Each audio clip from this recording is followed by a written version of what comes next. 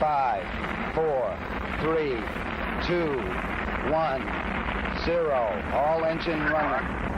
Liftoff. We have a liftoff. My name is Raphael, and I'm an investor and advisor to space companies. Just as a reminder, this podcast is for informational purposes only, and nothing should be taken as investment advice.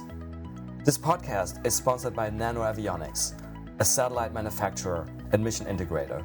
Their technologies enable many space companies worldwide to offer services that improve life right here on Earth, such as providing global connectivity, conducting Earth observation, or contributing to scientific discoveries. Check them out, and also check out my episode with their CEO and co-founder. Sadly, I am not a rocket scientist, but I'm an alumnus of the International Space University. ISU offers a number of educational programs about space worldwide. Check them out at isunet.edu. And just some final things before we start the episode about ourselves. If you enjoy the podcast, please leave us a 5-star rating on your favorite podcast platforms such as Apple or Spotify. If you want us help expand our work, you can do so and support us at www.patreon.com/Space Business Podcast, and we'll also put that link in the episode notes. And lastly, you can follow us on Twitter at podcast_space. Hey, space enthusiasts. We are more than halfway through 2022. Wow, that went fast. As you know, we do episodes to preview the upcoming year every year at the beginning of the year. Now, the space sector is moving so fast, warp speed, I guess, that several people reached out to us and asked us to start doing mid-year episodes too. So here we are. So this will be a mix of a review of the first half of 2022 and a preview of the second half of 2022. And the same caveat as for the other preview episodes, we just cannot cover everything. Fortunately, there's just so much going on in space right now. We started the 2022 preview at the beginning of the year talking about the James Webb Space Telescope. And of course, we need to mention it again. At the beginning of the year, the JWST was still on its way to the L2 Lagrange point. It has now arrived there, and we have received the first pictures. If you have not seen those, you absolutely must. They are stunning. We'll put the link in the episode notes. There are some of these mind-blowing pictures that help you put into perspective who we are as humanity and where our place in the cosmos is. But enough said, look for yourselves. Speaking of larger government space projects, China's Tiangong space station just received another module, the Wenxian module, and apologize if I mispronounce that. The final module, Mengxian, is scheduled to be launched in October this year. The space station is already being used by Chinese astronauts, and as I record this, by the way, the core stage of the Chinese Long March rocket 5B that launched the module is expected to crash back somewhere on Earth sometime today. Artemis 1, the first of NASA's moon missions, this one uncrewed, is also still expected to launch in 2022, possibly as early as August or September on the SLS, the Spain launch system. We did preview some other science missions at the beginning of the year. Unfortunately, some of them have not happened and may not happen at all. So NASA's Psyche mission to the metal-rich asteroid of the same name was just put on hold due to software issues principally, and NASA ordered an independent review. It will now launch no earlier than July 2023, but it may even get theoretically canceled. We will find out about that probably in September. Another science mission that we had talked about and which indeed got canceled was the ExoMars mission, a cooperation between the European Space Agency ESA and the Russian Space Agency Roscosmos. This one first got put on hold in March, shortly after the Russian invasion of Ukraine, and it got finally canceled in July. We shall talk more about the war in a minute. Fortunately, another mission we previewed did recently, on June 28th to be exact, get off the ground, literally. That was NASA's Capstone mission. Capstone stands for Cislunar Autonomous Positioning System Technology Operations and Navigation Experiment. That's a mouthful, hence Capstone. It is a small microwave oven satellite that will fly a special orbit around the moon in preparation for the Lunar Gateway Station, using the same orbit in a few years. Besides verifying the characteristics of this special lunar orbit they will use, which is a highly elliptical orbit called near rectilinear halo orbit, Capstone will test certain navigation capabilities. The Capstone satellite is now on the way to the moon and has, as of the time as I'm recording this, already performed 3 course correction maneuvers, and it shall arrive, if all goes well, at its lunar orbit on 13th of November this year. Continuing to speak of the moon, none of the private missions have launched this yet, but some are still targeting launches this year. For example, Astrobotic's Peregrine 1 mission and Intuitive Machines' IM-1 mission. Sadly, another well-known lunar-focused company, Marsden Space Systems, just announced that it is filing for Chapter 11 bankruptcy protection. This is despite the fact that the company had won a $75 million NASA contract for transportation a couple of years ago. It seems that mission was a tough one to pull off, and it caused cost overruns, and COVID hitting in the middle also didn't help. And the mission we mentioned in the 2022 preview, DART, or the Double Asteroid Redirect Test, should still reach its target, the Didymos asteroid and its moonlet, in September this year. Okay, let's shift gears. First, as I mentioned a couple of minutes ago, we should spend some time on any impacts of Russia's invasion of Ukraine on the space sector. And we could easily do an entire episode just on that, but let me highlight just a few things. So in no particular order, international cooperation. And as I mentioned, the ExoMars mission got canceled.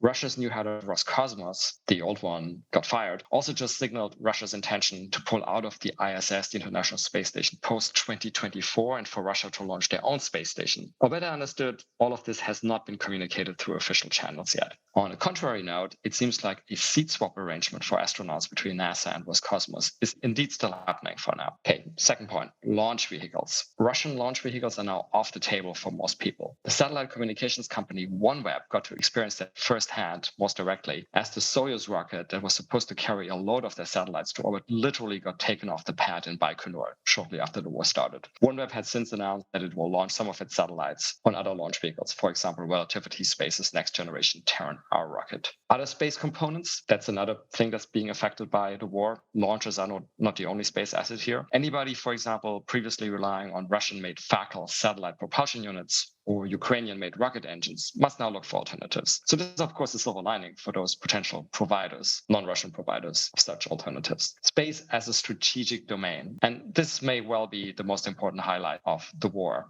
Space-based assets are critical in warfare, and hence so is protecting them. In the early days of the invasion, Viasat satellite communications terminals were hacked.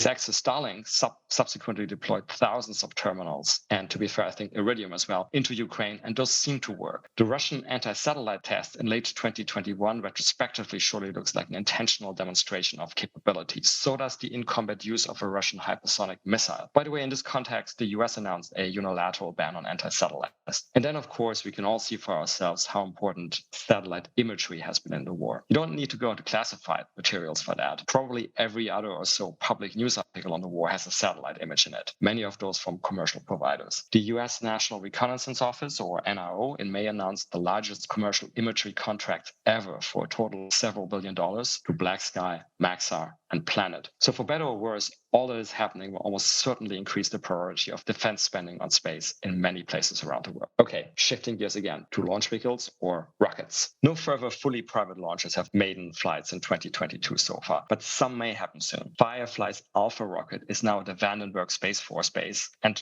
trying for a launch in August or September. This would be Firefly's second orbital attempt after the first one in September 2021 failed. And the pieces of Relativity's Terran 1 rocket are at KSC in Florida, awaiting final integration. Some other companies like Germany's ESA Aerospace and the British Orbex may try for late 2022, but 2023 may be more realistic at this point for orbital attempts. One launcher that did recently have its maiden flight was ESA's Vega C, which is an evolution of the Vega launcher. Private launch companies Rocket Lab and Virgin Orbit have continued to successfully execute customer missions in 2022. Rocket Lab has even started trying to recover its first stages by catching them with a helicopter. Astrospace, an American private launcher, had 2 failures out of 3 launches in 2022. And many people, probably including Astro's shareholders, of course, are holding their breath for the next launch attempt. Godspeed to them. Space, as they say, is hard. Well, speaking of launch vehicles, we need to mention the most widely used launch vehicle that currently is the SpaceX Falcon 9. And as of recording this, that rocket, the Falcon 9, has launched 34 times already this year. That is on average more than 1 launch a week. One of these flights reused the booster, so first stage, for the 13th time. So this flight cadence and reuse they're both unprecedented in the space sector. But this is, of course, precisely what it takes to make orbital spaceflight commonplace, accessible also cost-wise, reliable, regular, and so on. The majority of those Falcon 9 missions were Starlink deployments. More on this in a minute. But there were also missions for other commercial satellite customers and for human spaceflight.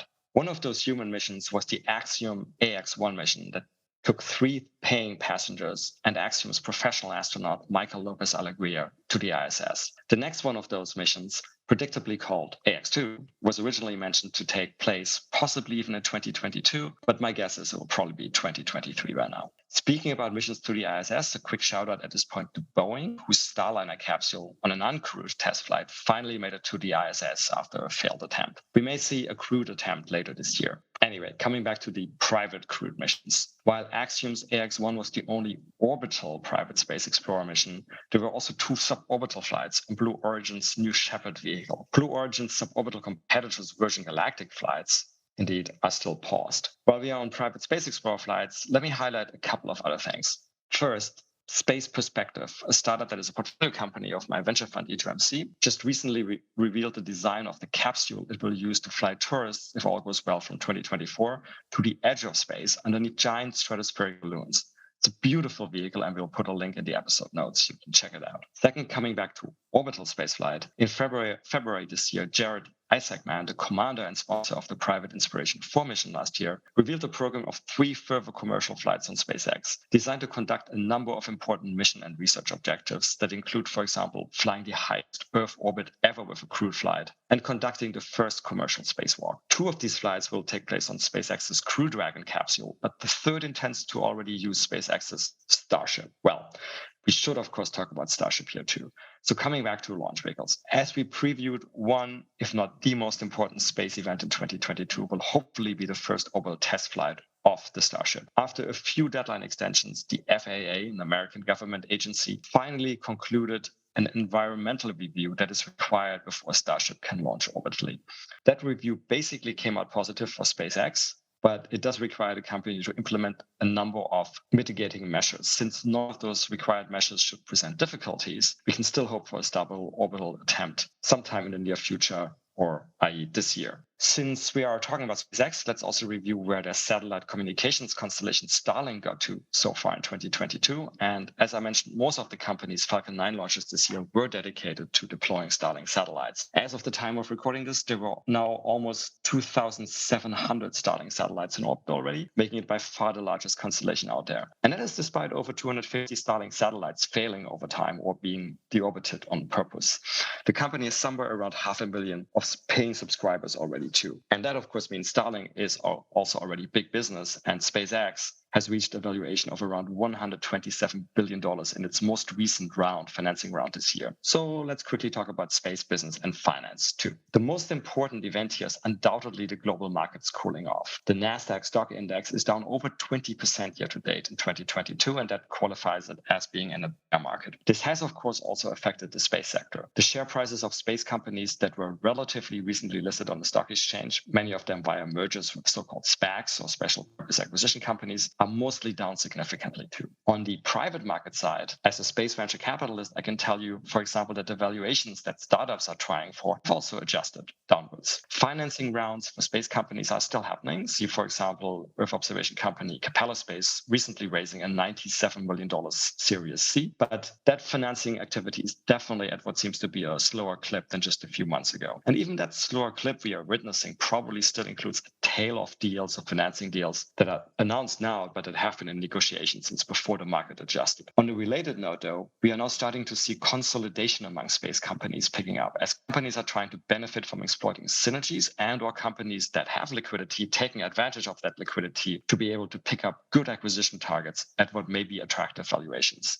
Few recent examples of this already, among them, for example, Kongsberg's acquisition of a majority stake in NanoAvionics and the merger between satellite communications operators Eutelsat and OneWeb. I'd expect more of this type of consolidation activity. New investment funds for space also keep getting raised, and we had a couple also of private fund announcement, but notably also recently the announcement about a new space investment fund by the government of the United Arab Emirates. Let me finish on an upbeat note. Despite the current market adjustment, I strongly believe that none of the underlying secular drivers of the space sector have changed. Among these drivers, the key one remains the continuously decreasing cost in accessing and operating in space. Starship conducting orbital test flight will be a powerful reminder of this. And as I already alluded to, the current geopolitical situation, namely the Russian invasion of Ukraine is terrible, but it has also driven home the importance of space as a strategic domain. So as defense budgets in many places around the world are going up, this will directly benefit the space sector too. So in my mind, space continues to be a very good place to spend time, whether you're an investor like me, an entrepreneur, or an employee in the space sector. Hence, I want to now really finish off by highlighting a few of my personal efforts to try to help educate people more about space and help them join the sector. First of all, there's this very podcast, the Space Business Podcast. And so far this year, we have had 16 episodes with really cool people, including Canadian astronaut Chris Hadfield, Peter Platzer, the CEO and founder of Spire, Roland Altan, the CEO of Mynaric, and Pippa Malmgren,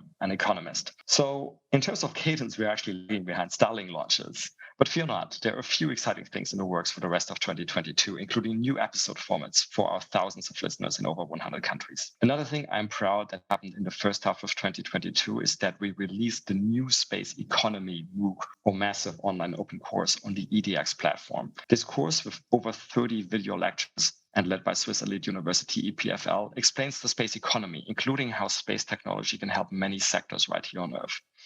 I actually have another different type of online course lined up that should be released in August, so watch this space, pun intended. Lastly, the English translation of my Space Economy book should now also finally come out in August, so watch out for that too. All in all, space continues to be a super exciting place to be. In that way, and also, I will spend most of my August teaching at the International Space University's annual summer program, the Space Studies program, which is this year held near Lisbon, Portugal. We will try to record 1 or 2 episodes directly from there for you. And that's it for this mid-year review. I wish you a great summer if you're located in the Northern Hemisphere, and a great time anyway if you're somewhere else in the world. The rest of the year looks promising for the space sector, and I look forward to spending it together with you. And that's a wrap for another nominal episode of the Space Business Podcast. Once more, if you enjoyed this, please leave us a 5-star rating on your favorite podcast platforms such as Apple or Spotify. You can follow us on Twitter at podcast_space. You can support us at www.patreon.com/Space Business Podcast. Lastly, if you have any feedback, including ideas for guests, and that may include yourself if you have an interesting space story to tell, or interested in being a sponsor, drop us an email at spacebusinesspodcast@gmail.com. See you for the next episode.